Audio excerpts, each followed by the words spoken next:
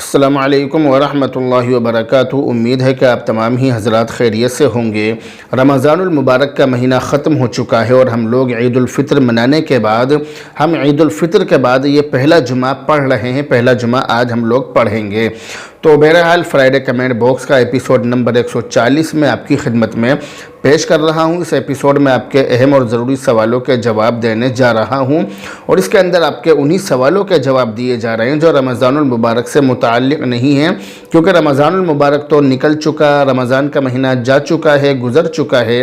تو اب رمضان کے جو سوال ہیں ان سوالوں کو نہیں لیا جا رہا ہے۔ تو آج جو ہم سب سے پہلا سوال لے رہے ہیں، یہ سوال تقریباً ایک مہینہ سے زیادہ ہو چکا ہے اس سوال کو میرے پاس آئے ہوئے، اس لیے آج اس سوال کا جواب دیا جا رہا ہے۔ یہ سوال ہے حافظ محمد سلیمان گوندی ضلع ہاپوڑ کی طرف سے۔ سلام اور دعا اور خیریت وغیرہ معلوم کرنے کے بعد کہتے ہیں کہ حضرت مفتی صاحب، میں یہ پوچھنا چاہتا ہوں کہ اگر نماز کی حالت میں موبائل بجنے لگے تو اسے بند کریں یا نہ کریں، یا کس طرح بند کریں؟ اگر موبائل سائیڈ کی جیب میں ہو تو اسے بند کرنے کے لیے ہاتھ ہٹا سکتے ہیں یا نہیں؟ اس بارے میں آپ یہ بات یاد رکھیے کہ اگر جیب سے صرف ایک ہاتھ سے موبائل نکال کر بند کیا اور نکالنے کے بعد اسکرین پر نظر پڑ گئی جس سے یہ معلوم ہو گیا کہ کس کا فون آ رہا ہے، تو چونکہ یہ عمل کثیر نہیں ہے لہذا اس سے نماز فاسد نہیں ہوگی، نماز نہیں ٹوٹے گی، نماز ختم نہیں ہوگی۔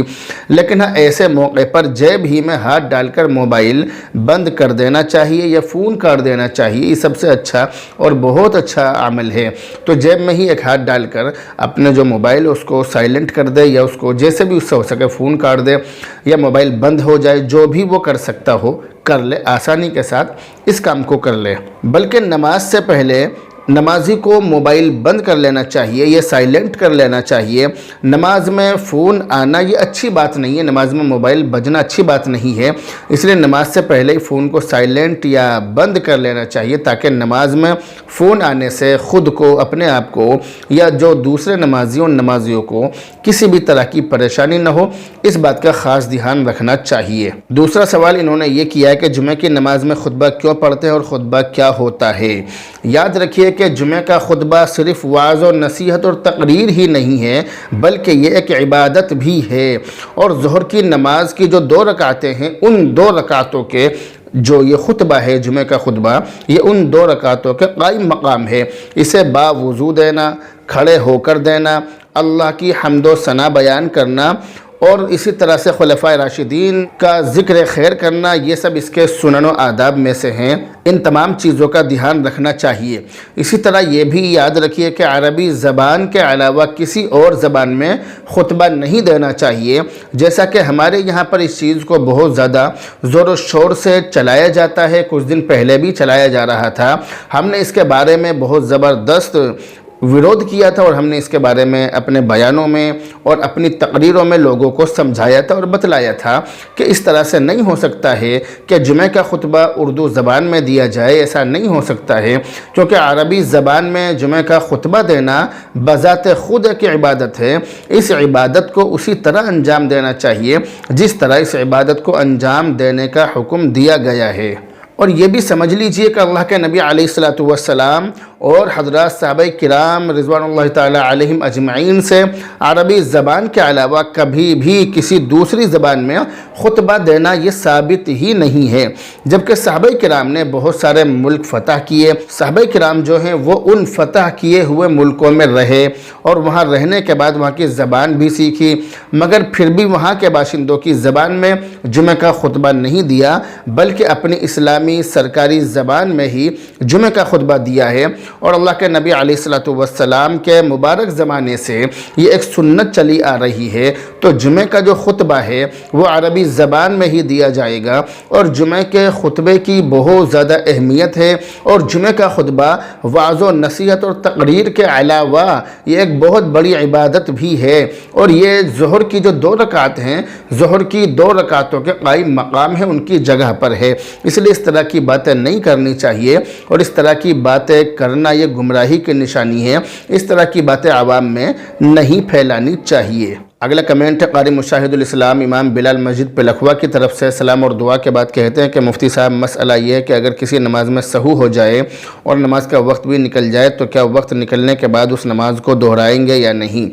اس بارے میں ہمارے جو ائمہ حضرات ہیں ان کو اچھی طرح معلوم بھی ہے، اور جنہیں معلوم نہیں ہے وہ یاد رکھیں کہ سجدہ سہو کب واجب ہوتا ہے۔ تو سجدہ سہو کسی واجب کے چھوٹنے سے، بھول سے چھوٹنے سے، یا کسی فرض یا واجب کے تقدیم و تاخیر ہونے سے، مقدم یا مؤخر ہونے سے، یعنی آگے پیچھے ہونے سے سجدہ سہو واجب ہو جاتا ہے۔ لیکن یہاں پر مسئلہ یہ ہے کہ اگر کسی پر سجدہ سہو واجب ہو جائے اور وہ سجدہ سہو کرنا بھی بھول جائے اور وہ سلام پھیر دے، تو ایسی صورت میں کیا حکم ہے؟ تو ایسی صورت میں حکم یہ ہے کہ اگر اس نے سلام پھیر دیا اور سلام پھیرنے کے بعد اس نے کسی سے بات نہیں کی ہے اور نہ ہی اپنا سینہ اس نے قبلے سے پھیرا ہے، تو وہ یاد آتے ہی بیٹھ کر 2 سجدے کر لے، اور پھر 2 سجدے کرنے کے بعد تحیات اور درود شریف اور دعائے معصورہ وغیرہ پڑھ کر سلام پھیر دے، اس کی نماز ہو جائے گی۔ اور اگر اس نے کسی سے بات چیت کر لی ہے یا قبلے سے سینہ پھیر دیا، تو اب یہ نماز نقصان کے ساتھ ادا ہوئی ہے۔ اس نماز کا وقت کے اندر اعادہ کرنا اور اس کو لوٹانا واجب ہے، اور وقت کے بعد اس کا اعادہ کرنے کی تاکید کم ہے، البتہ اعادہ کر لینا بہتر ہے۔ اگلا کمنٹ ہم لے رہے ہیں محمد ذاکر عباسی شہید نگر کی طرف سے۔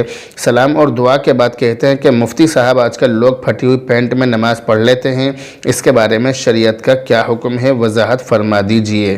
اس بارے میں یہ بات یاد رکھیے کہ مرد کے لیے ناف سے لے کر گھٹنوں سمیت بدن کا حصہ چھپانا فرض ہے، اور عورت کے لیے چہرے اور دونوں ہاتھوں اور دونوں پیروں کے علاوہ پورے بدن کو چھپانا فرض ہے، اور اسی طرح سے سر کے بالوں کو بھی چھپانا فرض ہے۔ اور مرد اور عورت کے لیے بدن کے جن اعضاء کو ڈھانکنا ضروری ہے، ان میں سے اگر کسی بھی ایک عضو کا 1/4 حصہ کھلا رہ جائے یا نماز کے دوران کھل جائے اور 3 مرتبہ سبحان اللہ کہنے کی مقدار کھلا رہے، تو ایسی صورت میں نماز فاسد ہو جائے گی، نماز اس کی ٹوٹ جائے گی۔ کمنٹ محمد نعمان ارریہ بہار کی طرف سے کہہ رہے ہیں مفتی صاحب اگر کوئی شخص اکیلے نماز پڑھ رہا ہو تو کیا وہ نماز سے پہلے اقامت کہے گا یا نہیں، اور نماز کی تکبیرات آہستہ آہستہ کہے گا یا بلند آواز سے کہے گا، شرعی حکم کیا ہے؟ اکیلا نماز پڑھنے والا تکبیر بھی نہیں کہے گا، اور نماز کی جو تکبیریں ہیں وہ بھی آہستہ آہستہ کہے گا۔ اگلے اور آخری کمنٹ ہم لے رہے ہیں مولانا مسرور احمد صاحب قاسمی دیوبند کی طرف سے۔ حضرت والا فرما رہے ہیں کہ سلام اور دعا کے بعد کہ حضرت مفتی صاحب کیا زندہ لوگوں کے لیے بھی نیت کر کے عمرہ کیا جا سکتا ہے یا نہیں؟ اس بارے میں آپ یہ بات سمجھ لیجئے کہ زندہ شخص کے لیے عمرہ کیا جا سکتا ہے، عمرہ کرنا جائز ہے، اور اس کے 2 طریقے ہیں۔ پہلا طریقہ یہ ہے کہ آدمی عمرہ اپنی طرف سے کرے اور اس کا ثواب دوسرے کو ہدیہ کر دے، دوسرے کو دے دے۔ اس صورت میں احرام اور تلبیہ میں نیت اپنی ہی کرے گا۔ جبکہ اس کی دوسری شکل اور دوسرا طریقہ یہ ہے کہ دوسرے کی طرف سے عمرہ ادا کرے، احرام باندھتے وقت ان کی طرف سے احرام باندھنے کی نیت کرے اور تلبیہ بھی ان کی طرف سے پڑھے، تو دوسرے کی طرف سے عمرہ کرنا جائز ہے، عمرہ کیا جا سکتا ہے۔ اور اس کے یہ 2 طریقے ہیں جو میں نے آپ کو بتلائے ہیں۔ امید ہے کہ یہ دونوں ہی طریقہ آپ کی سمجھ میں آ گئے ہوں گے۔ تو بہرحال یہ تھے اس ہفتے آئے ہوئے سوالوں کے جواب۔ ان سوالوں میں سے میں نے کچھ ہی سوال لیے، 2-4 سوال لیے ہیں، اور ان 2-4 سوالوں کو لے کر آپ کی خدمت میں حاضر ہوا ہوں، اور ان کے جواب میں نے آپ کی خدمت میں پیش کر دیے ہیں۔ مجھے امید ہے کہ تمام جو سوال ہیں ان سوالوں کے جواب آپ کی سمجھ میں آ گئے ہوں گے۔ بہرحال اب آپ سے رخصت ہوتے ہیں، دعاؤں میں یاد رکھیں۔ السلام علیکم ورحمۃ اللہ۔